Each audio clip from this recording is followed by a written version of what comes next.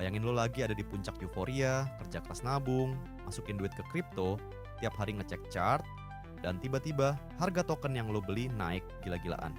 Semua orang di timeline teriak, ini kesempatan emas, cuan unlimited bro.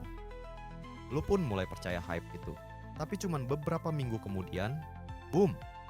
Harga anjlok, proyek hilang, dana lo nyangkut, dan yang tersisa cuman penyesalan. Itulah yang disebut dengan crypto bubble. Dan kalau lo nggak ngerti cara bedain mana hype dan mana value asli, besar kemungkinan lo bakal jadi korban berikutnya.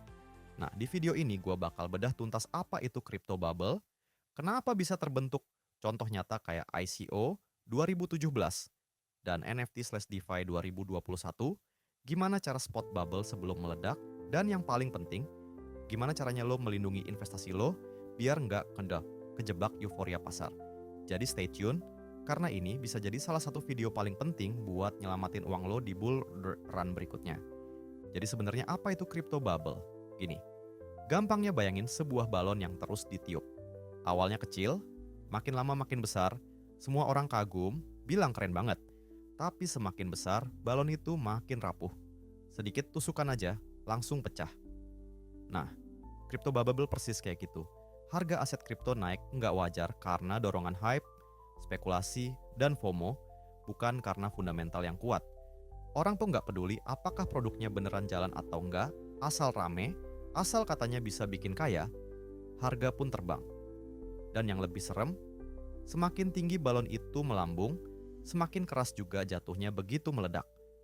Kenapa bubble ini bisa terjadi? Ada beberapa faktor utama. Pertama, keserakahan. Semua orang pengen kaya instan. Lo pasti pernah dengar temen lo ngomong, bro kalau masuk sekarang bisa 10 kali lipat nih. Itulah greed. Kedua, herd mentality. Orang ngelihat temennya beli, lalu ikut beli. Kayak domba yang jalan bareng-bareng tanpa mikir kemana arahnya. Ketiga, media frenzy. Begitu media mulai bikin berita bombastis, orang makin buta logika. Lo tahu nggak? Fenomena ini mirip sama bisnis kopi susu kekinian yang dulu sempat viral. Awalnya rame karena enak dan beda. Tapi lama-lama semua orang buka kedai kopi, kualitas turun, yang tersisa cuman hype. Sama persis kayak kripto, proyek kebanyakan copycat, overpromise, dan akhirnya bubble pun pecah. Sekarang, mari kita lihat contoh nyata bubble dalam kripto.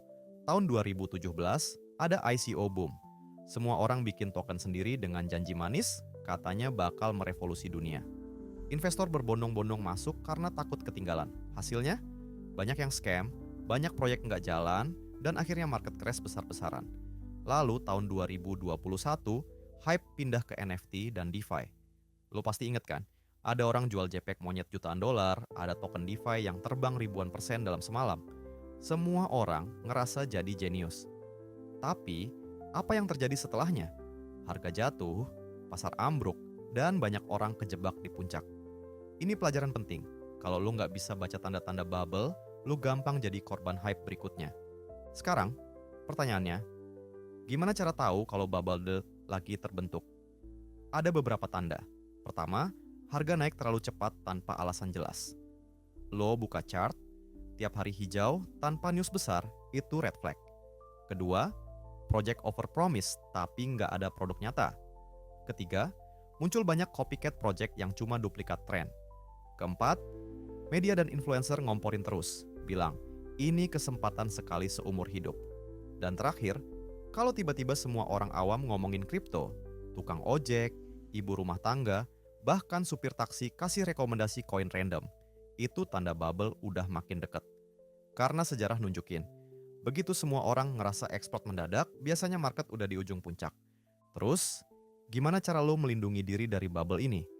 Pertama, diversifikasi. Jangan pernah all in di satu aset. Kedua, ambil profit pas market rally. Jangan serakah nunggu to the moon. Banyak orang yang udah cuan 2 kali lipat tapi nggak jual karena yakin bisa 10 kali. Akhirnya nyangkut. Ketiga, fokus ke fundamental, bukan hype.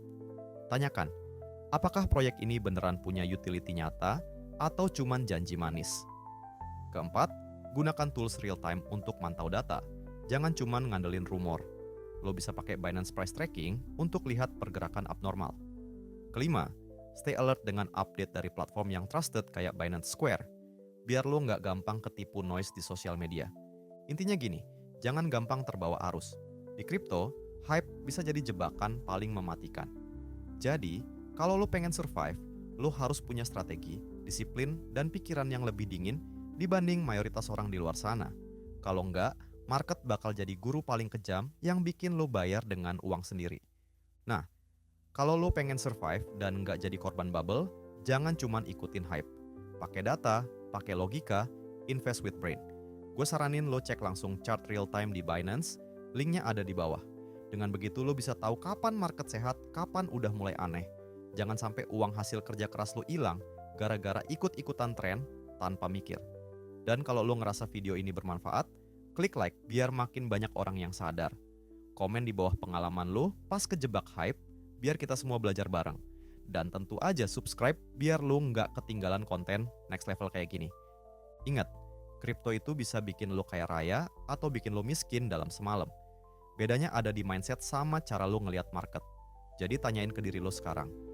Lo mau jadi korban bubble berikutnya? Atau lo mau jadi pemain pinter yang bisa ngelihat jebakan lebih awal? Pilihan itu ada di tangan lo.